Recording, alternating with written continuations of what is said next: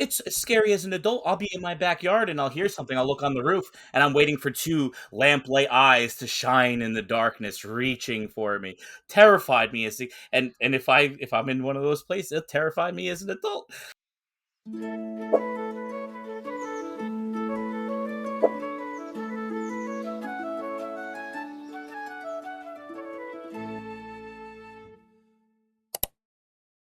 My name is Tim. I go by the Bard of Arda on all social media. You can find me on TikTok, Instagram, YouTube, and also the Voices of Arda. My first encounter with Tolkien. So it is an interesting story. I've heard many different people's versions, whether it's getting into the books or seeing the movies first. And my experience is a little bit different. So when I was a kid, I was obsessed with like King Arthur stories, like the Sword in the Stone cartoon, anything that had knights, the little playset, little plastic castle with the little knights and that shoot the cannonball. Anything like that you can give me with a sword and a shield and dragons, and I was all for it. So when I was a kid, I want to say like 8 or 9. This is in the 90s. Um, my brother's best friend would come over on the weekends when we didn't have school, and me and him would stay up, and he would tell me stories about books that he'd read because he was a big reader. And when we were talking, he would tell me stories about Bilbo and the dwarves. I didn't know any of the names. I didn't know what the Hobbit, the Lord of the Rings, or the Silmarillion was, but I knew who Bilbo and the dwarves were.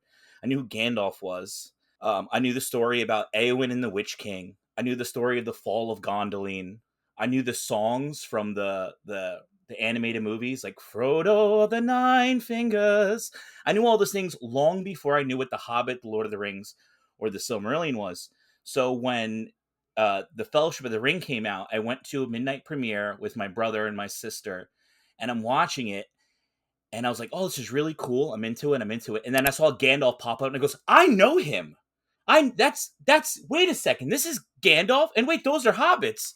And it started to all click in my head. I was like, "Oh my god, this is the story that I'd been hearing for years now. It'd been a couple years, and I was locked in. And I became so obsessed with that first movie that I asked for the books for my birthday, which is 3 months later, and I read all of the Hobbit and the Lord of the Rings books before the Two Towers came out. And that was it. My journey had begun. I was full into it before I even got an hour into the Fellowship of the Ring. I was like, this is mine. And it's been nonstop ever since, almost 25 years later. It's very easy for me to say it's the Silmarillion.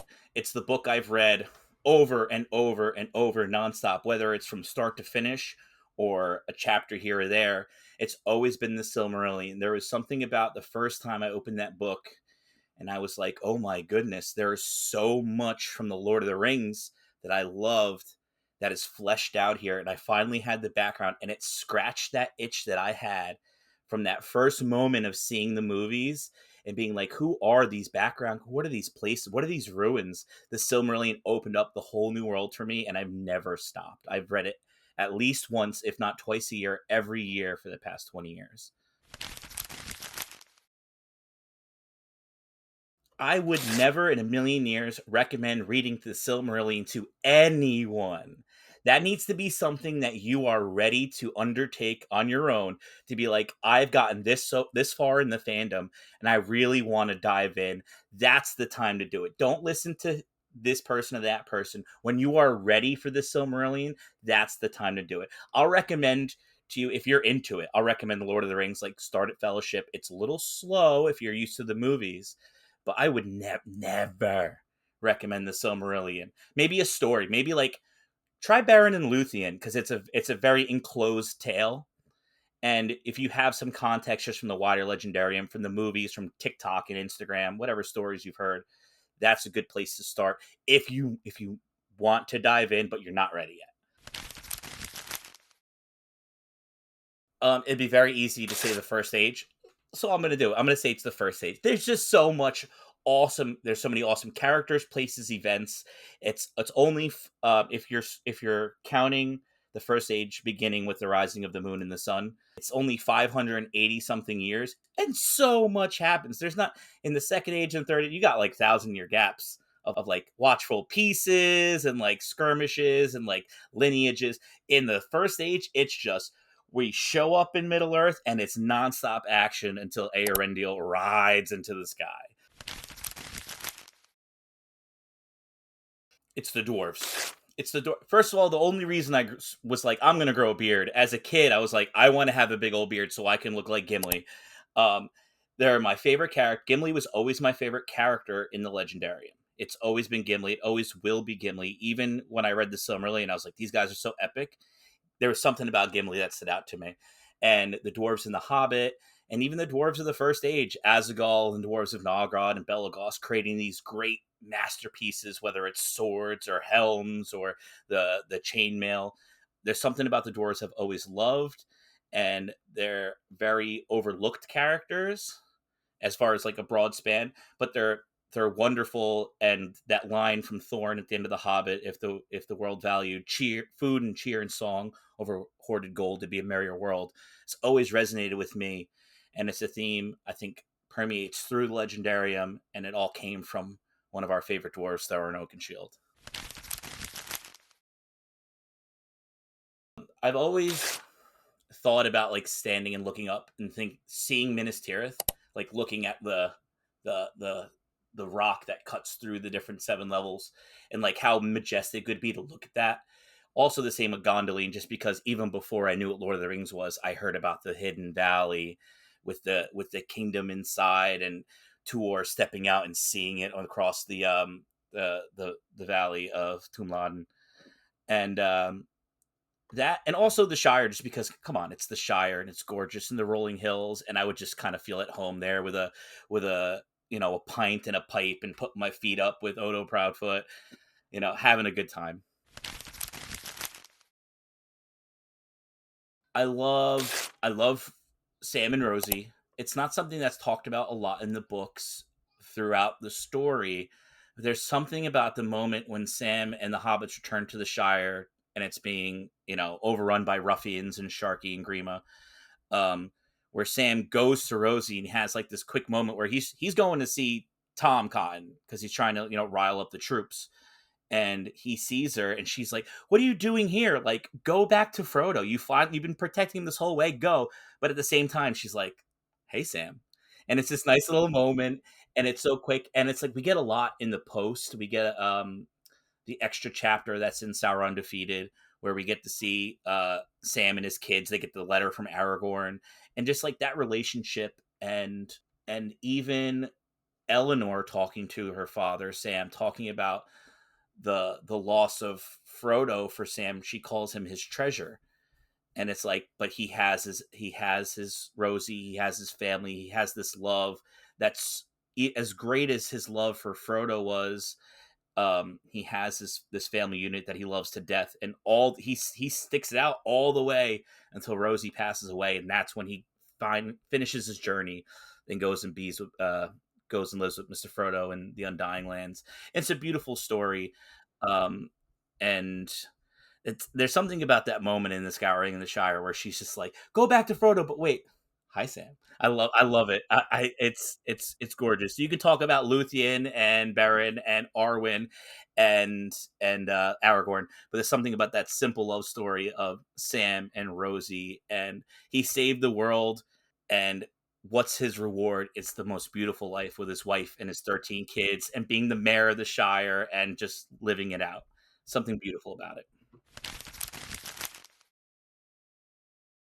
Um, it's hard to call him a villain, but it's at the same time it's easy to call him a villain. It's Gollum. Gollum is the most complex villain. He has the strongest path towards redemption, and he almost achieves it according to the letters of Tolkien. Um, but there's something about him as a character that I've always loved, and it's something that since I was a kid even has scared me deeply.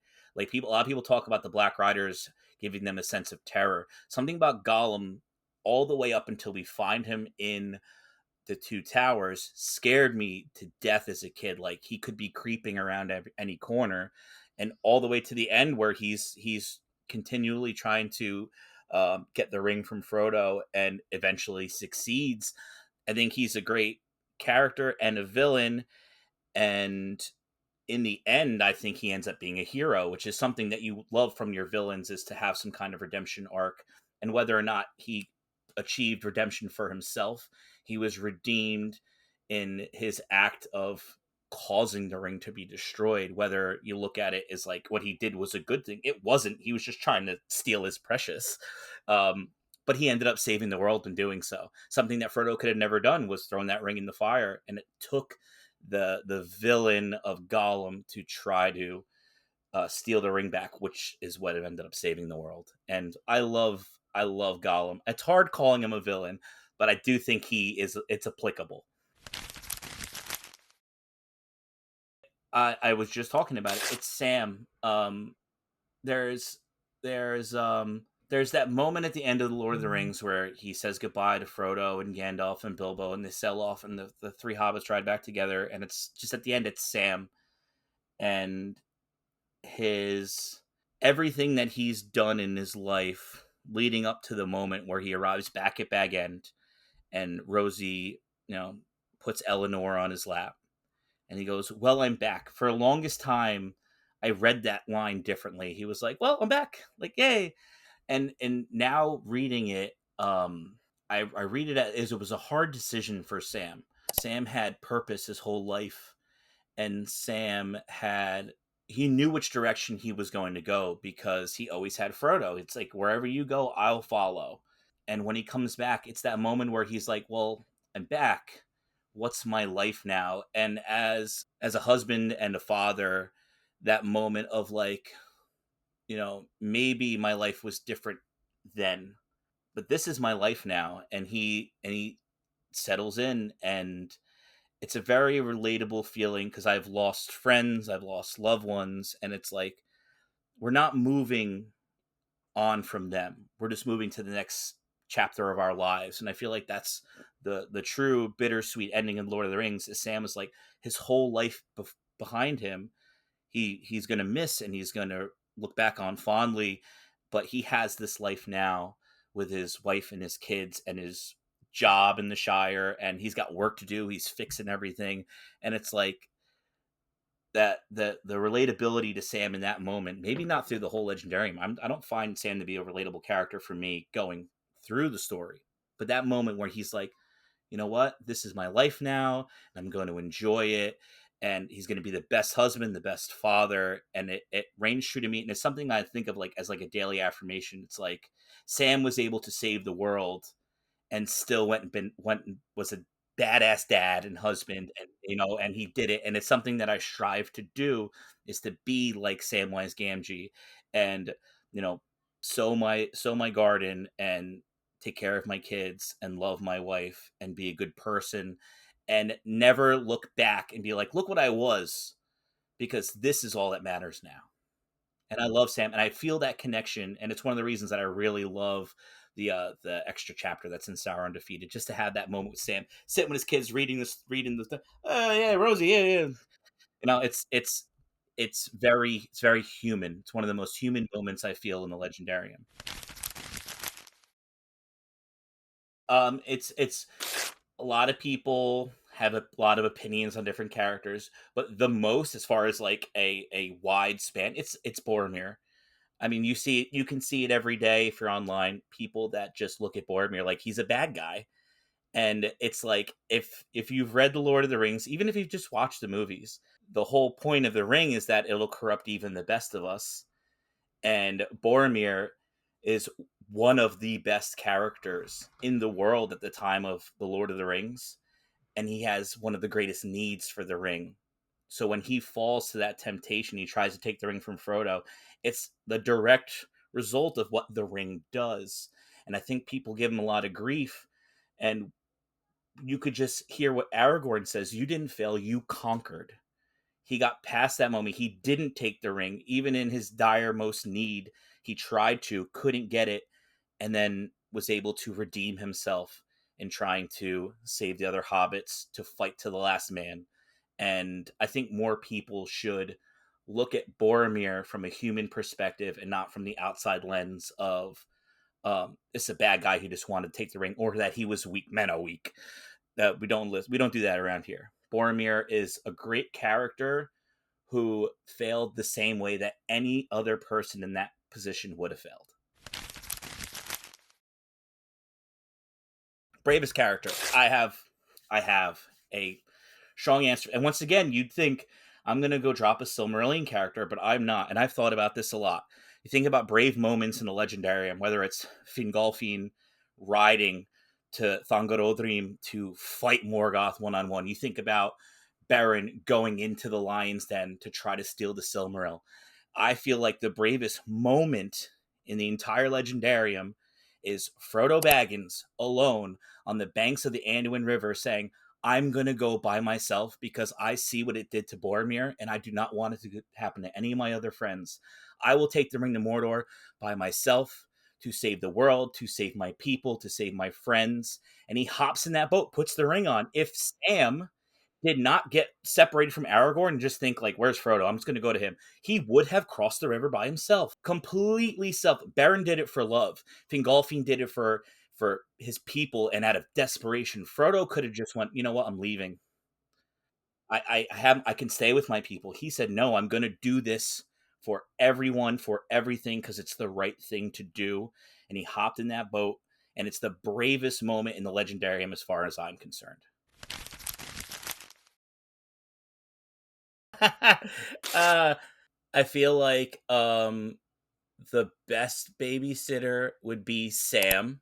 I think he proves that he is a family man with his 13 children. I feel like Boromir would be a great babysitter, but they might have some bruises and cuts by the end of the day.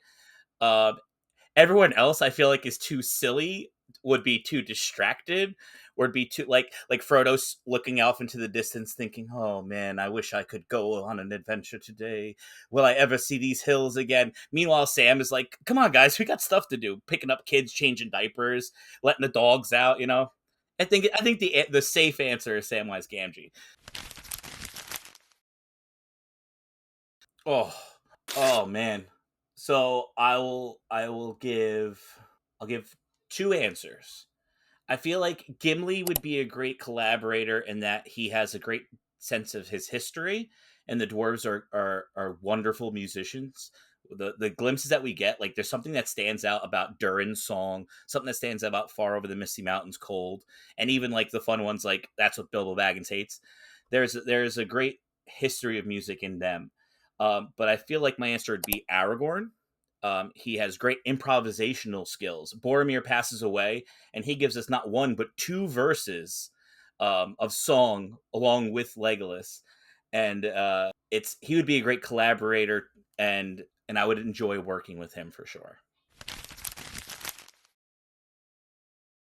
If it's Aragorn, I mean, realistically, the song is going to be about how awesome his future wife is, because I feel like Aragorn's driving factor through it all is like, sure, he's going to redeem his family line and reunite the kingdoms. All in all, this entire quest for Aragorn is just like a marriage pack for his girl, Luthien Reborn, Arwen the Evenstar, and Domiel. And I mean, with a muse like that, how can you go wrong with writing? And I'd probably be there like, all right, Aragorn, my songs are supposed to be funny. Can you help me out? And guess what? Aragorn, one of the funniest members of the Fellowship, if not the funniest. So I think we'd be a great partnership. We'd make beautiful music that also got a couple laughs, and it'd be a quick, easy union there. So it's not sung in world. I think Into the West is one of the most beautiful songs ever written. Um, on the day comes and I'm in a casket at the end of the room, please play Into the West, not only for my own peace, but to try to help others in the grieving process. Um, it's also a great theme in the movie when when Gandalf is quoting the line from Tom Bombadil, and then you see it white shores under a swift sunrise. You hear the music come. It also comes in when Sam and Frodo are going up Mount Doom. It's such a beautiful piece of music. I'm also a big fan of Treebeard songs from the book, so it's nice to hear him sing in the movies. Well, I think it's only in the extended version where we get the little bit of the "Oh Rowan Mine, I See You Shine." Um, but for me, I guess it would be "Into the West" is probably my favorite song. I do.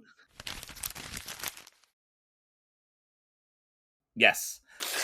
So as a kid, I always wanted to sing, and I was like, I need something to sing over. So I taught myself piano, I taught myself guitar, and from that, I've gone to like bass guitar, and I can play a little bit of like random instruments. But yeah, I'm self taught, um, mainly piano and guitar, just to give myself an accompaniment.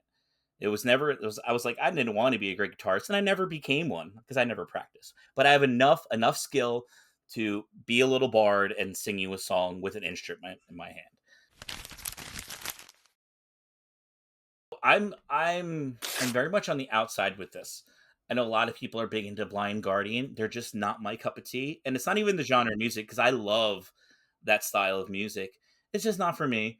Bilbo, Bilbo. No, I'm just kidding. I when my first time listening to Led Zeppelin, and I was it was right after I got into Lord of the Rings. Like I didn't know what Led Zeppelin was as much as I didn't know what Lord of the Rings was going into it. And when I first heard him say, "In the darkest depths of Mordor," I was like, wait, is this man talking about and Gollum?" And I was like, "Holy shit, he's talking about the Lord of the Rings." Um, that was always really big for me. And I found it like in music, like over the years, if you make a Tolkien reference in a song, I'm probably going to add to my playlist. But as far as like, it's always like one-off lines that really stick out to me. There's a band, it was a local band from Rhode Island I heard one time, and I was like, this music's really good. And he said, the line is, uh, I look inside that evil mind like Pippin on the Palantir, and I was like, "Holy he's talking about Lord of the Rings!" And I've been listening to that song on repeat. It's called Jamestown by a band called Castle. It's just that one little snippet. But when you mention Lord of the Rings, you got me. You got your hooks in me, baby. I remember one Christmas morning, um, my mother handed me a present, and it was like, "Oh, this is from your grandmother." And she put it on my lap, and I was like, "Oof, this is heavy. What is this? A brick?" And I opened it up, and it was a red brick. I was like, "It's a brick," but it was the red leatherette Lord of the Rings, um, one, all three in one copy book. The red leatherette that's gorgeous, and I still have it. It's one of my earliest Tolkien items that I still have to this day. I've lost a lot of things over the years, whether it's moving from state to state or whatever it is. And that copy, not only is it ingrained in my mind, like the way that it looks, the way that it feels, but like I can think of the moments reading it as a kid. Because I had originally had like the paperback Alan Lee illustrated, but there's something about opening that book and like I can think back to it's been years and years and years now, and I still open it. If you look at my most recent videos, I use that book a lot for my captions. I take a picture of the page and I use those, and and over the years, like I would open that book up with friends, and we'd read parts and we'd talk about it, and it was always there. It's been a constant in my life. It's been a constant in my fandom, um, and that book means so much to me. And it's a beautiful memory of my grandmother. On my birthday, I like to watch The Two Towers. The Two Towers, the Battle of Helm's Deep takes place on the 3rd of March, going into the 4th of March. My birthday is March 3rd. It is my tradition. I like to watch The Two Towers. So when it says, how did it come to this? Or so it begins. It's like, I feel it. It's like, it's right now. It's happening right now. That's a big tradition of mine. I've been doing that for years uncounted now. Many obsessions, yes, yes, of course. Um, Lord of the Rings has always been my big one. I am a huge, you see on my hat, New York Mets fan. More recently, I've gotten into the Cosmere by Brandon Sanderson. That has kind of stolen my life, and that's all I read in my spare time. Um, at this point, Lord of the Rings is it's like a part of my daily routine. But the Cosmere is what I listen to, the audiobooks, when I got like 2 hours to get some work done. I'm gonna throw that on. Been becoming obsessed. Great books, well written. I'm also really big into Magic the Gathering, which has a lot of exciting news. They're making another Tolkien set soon, The Hobbit. Very exciting. Between Final Fantasy, Ninja Turtles, and The Lord of the Rings, it's like they looked at my childhood and said, "We're going to get this guy's money. We're going to get every dollar out of his pocket," and it worked. I bought every Lord of the Rings card. I was a good boy and I didn't spend any money on Final Fantasy, but I'm there's no way I'm gonna pass out on Ninja Turtles. Are you kidding me? Like, that was my first obsession. I watched Ninja Turtles 2 over and over and over again while playing with my action figures nonstop until somebody was like, "Hey, we're gonna go see Lord of the Rings," and then it switched. Yes, it was that simple. Check out my, Michelangelo Hobbit pizza food deck coming to a theater near you. Cowabunga. I always was really into making videos and stuff. I did theater when I was in high school. I had a lot of friends that made like random clips for YouTube and stuff. I was always into that concept. I would make like just goofing around with my friends making Instagrams before TikTok was a thing. But during COVID, I downloaded TikTok and I started seeing New Betta Do Betta's videos. It's like this guy is talking all about the Silmarillion. This is incredible. And I was like, all right, I started like, talking to him on his lives and doing his trivia contests and stuff. And I was thinking, what? I could do this. I've made videos before. And I was like, I could try to find some kind of combination between music and Tolkien. And I'd found a performance of The Road Goes Ever On, which was a book released during Tolkien's lifetime. It was a composer called Donald Swan wrote music to the book songs, and Tolkien liked them and approved them, and they were performed at his son's birthday party or a marriage party, like some kind of party. Like Tolkien heard these songs performed in his lifetime, and I was like, oh, I'm just gonna rip this guy off and make videos about what he's talking about. And then I found him on TikTok, and I was like, oh, I can't do this anymore. So, but I befriended him. His name is Gary. He's brilliant Tolkien mind. He's the number one person. If I have a question about pronunciation, he studied so much just to be able to sing the songs the correct way to pronounce Tolkien. So I was like, all right, well, now I don't know what to do. I can't do this. How do I do Tolkien in music? And I just one day was like, oh, I can maybe I'll write a parody. I don't want to be the Weird Al of Tolkien, but I can try. And I made a song. It did really well, and I made another, and it did really well. And I was like, oh, maybe this is something I can do. And at the same time, I was trying to, get more involved in the community. And that's really what it became. It was less of a mission of trying to like blow up and become viral and pop. It was more of finding my community. It's been a long time since I had people to talk to about Lord of the Rings. My wife doesn't want to hear about it anymore. She's done. Um, so I found friends, whether it was New Betta Do Betta or the trivia team that we put together. We became super close. People like Fornos 42 and Belmont Lord of the Rings. We became super close doing a trivia contest that was only because of watching TikTok. And then we slowly found our niche in the community and made videos. And Belmont is huge now. He's like one of the biggest lore names that you can find. He's putting out like 3 videos a day, and we used to just sit there and ask each other questions like, hey, what is Aragorn's name after he becomes the king? And it just blossomed into this content creation, and it was never about blowing up. It was more about just like having fun and doing things with our friends. And we made this huge group of friends, and we see each other in like real life and stuff. It's all my goals became accomplished. I came into content to make friends. I did it. It worked. And now I have people that I could text on a whim and be like, "Yo, remember this part in Lord of the Rings?" And we can have a laugh about it, which is something I haven't had since I was a kid and the movies were out. I'm always working on something with someone. So last year, the Voices of Arda is a podcast started by Callie Cosplay and New Better Do Better. I had reached out to Callie and Nubeta with an idea of like making like a team, like let's all just hop under the Voices of Art mantle, and we could make content together. We can share each other's content, and it's really blossomed into this um, amazing group of creators. We last year we all got an Airbnb in New York and we hung out, and we do live streams and we do these big recordings. So we have lots of projects in the mix there. I have personal projects going forward outside of social media. I do want to start performing live, and it will be, I just got to find the right venues and stuff. But I've been talking to people. So there's so much going on in the Tolkien world that I'm sure a day will come where I can actually go out and perform some of the stuff live. But as like a group thing, we do have a project that we're working on right now. It's being helmed by Ryan from at the Tolkien Toker. It's a uh, recorded discussion on love and grief in Tolkien and the applicability in our lives as we go through our struggles and our highs and lows of life. I'm excited for that.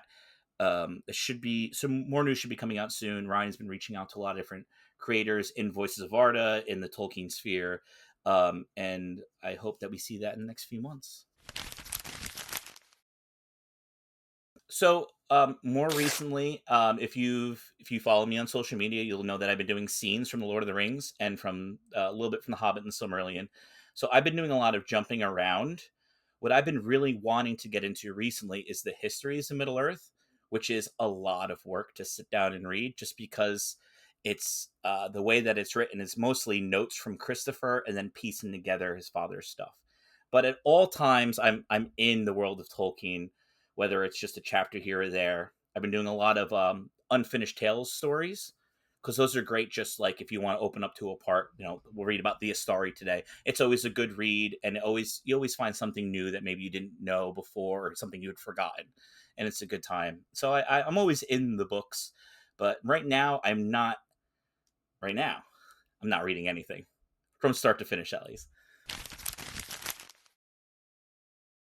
What did Gandalf and Tom Bombadil talk about when he goes and leaves the hobbits before the scouring of the Shire?